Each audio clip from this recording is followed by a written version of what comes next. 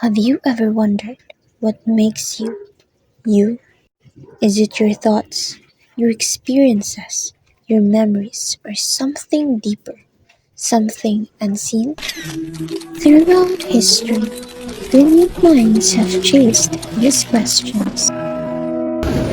I take you now to Athens, 5th century BC. Here lived Socrates, a Greek philosopher, often called as the father of Western philosophy. He wrote nothing, choosing instead to question people in search of truth. He was executed for refusing to abandon his beliefs. In ancient Greece, this is Plato, a Greek philosopher and a devoted student of Socrates. He founded the academy, which is the first great school in the West. Now, to the late 4th century to early 5th century, this is Saint Augustine of Hippo, a North African philosopher and theologian, lived during the late Roman Empire, born in what we call today as Altea. In 17th century France, this is René Descartes. He is a French philosopher, mathematician, and scientist, often called the father of modern philosophy. We now move to 17th century England. This is John Locke, an English philosopher, often called as the father of liberalism. Scotland, 18th century, David Hume, a Scottish philosopher, argued that the self is a bundle of experiences. There is no permanent. In 18th century Prussia, meet Immanuel Kant, a German philosopher who lived his whole life at Königsberg. Sigmund Freud, an Austrian neurologist, founded psychoanalysis, exploring the unconscious mind and the role of childhood in shaping the self. Now back to England, but this time in the 20th century, Gilbert Ryle, a British philosopher, rejected the idea that the mind separates from the body. In 20th century, we found Maurice Merleau-Ponty, a French phenomenologist. He believes that self and body are inseparable. Lastly, Paul Churchland, a Canadian-American philosopher born in 1942. This Caucasian thinker argues that what we call the mind is nothing than the workings of the physical brain. We've met these great minds, but what exactly do they say about who we are? Let's uncover how each of them explained this love. Socrates gave us a surprising thinker, a way of questioning to see truth. He taught that knowing yourself is the key to a good life. Plato founded the academy and proposed a theory of forms. The perfect ideas exist beyond the world. He also imagines that perfect being as our ideal rule. Saint Augustine wrote about his spiritual journey defending Christianity, contrasting earthly life with God's kingdom. Descartes explored doubt, existence, famously saying, I think, therefore, and separated the mind from the body. His philosophy. Locke described the mind as a blank state shaped by experience. He argued for natural rights and promoted religious freedom. By nature and understanding, emphasizing feelings and experience as a basis of knowledge and morals.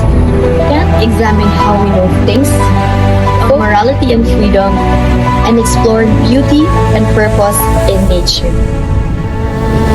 Freud introduced the unconscious mind, analyzed dreams, and described the psyche's nature, ego, and superego. Ryle criticized the mind philosophy and said they also are shown in our behavior, not the hidden roads. Merleau-Ponty emphasized that our body shapes how we experience the world and connects perception with actions. Churchland linked neuroscience with philosophy, explaining how brain processes creates consciousness to shape morality.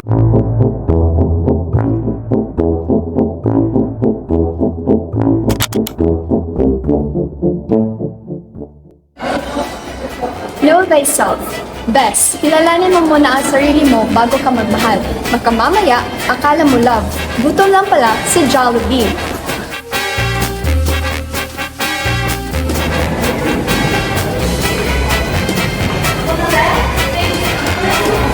Your jowa is just the shadow of the perfect jowa in a world of forms. Kaya pala ang ganda niya sa panaginip, sa personal parang Laurence. Hello? Asa pakita?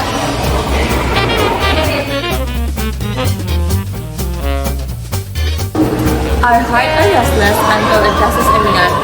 Hindi mawawala ang emptiness mo sa jowa mo, best. Try mo rin mag-Sunday Mass, hindi lang Sunday date.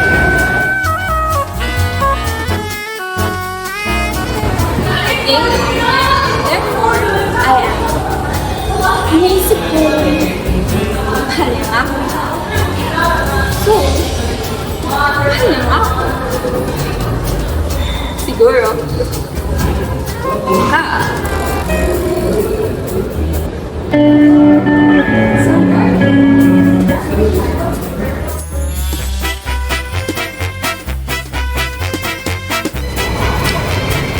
Tabula rasa, lahat tayo ay nag-uumpisa sa blank slate. Pero ikaw, di mo na naging ex mo, pero wrong spelling pa yung love story mo. Babe, please, huwag mo ko iwan!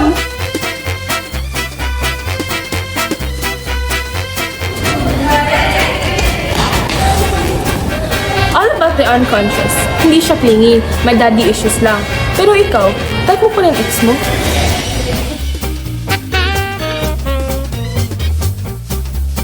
The ghost illusion.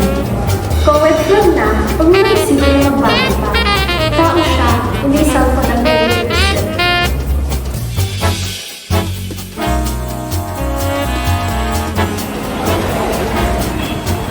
Empiricism, trust experience. Kung sabi niya loyal siya, tignan mo baka loyal nga, pero sa ML squad niya, hindi sa'yo.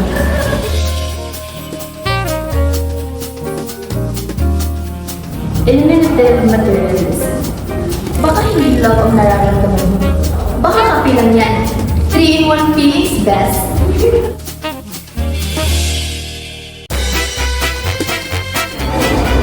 Embodied perception. Iba ang itsura niya kapag may guilty. In person, uy, sino to?